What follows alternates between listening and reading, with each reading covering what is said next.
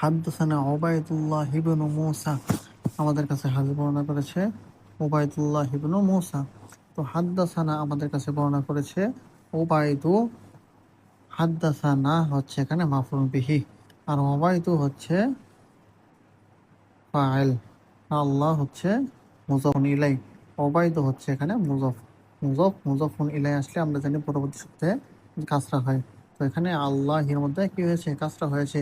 আর ইবনু, এখানে ইবনু কেন হলো? ওবায়দু থেকে ইবনু বদল, ওবায়দু ইবনু থেকে ইবনু ওবায়দু থেকে বদল। কেননা এখানে কি হয়েছে আমরা জানি, বদল কয় প্রকার, 4 প্রকার। বদলে কুল, বদলে বাদ, বদলে ইস্তেমাল, বদলে গলাত।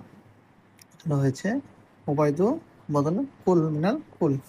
আর ইবনু মুসা কি এখানে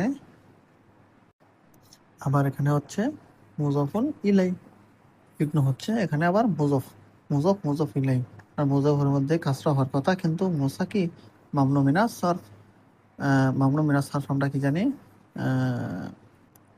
আদল ওয়াজ তানিস মারিফা ওজমা জমা তারকিব হজনুল ফেল আলিফুন জায়দাতান। তো এখানে কোন সববটা হলো? এখানে হলো মুসা আলাম, আর মুসা জানি আমরা ওজমা আর আরবি নাম, এই জন্যে মুসা হচ্ছে মামনু মিনাস সরফ।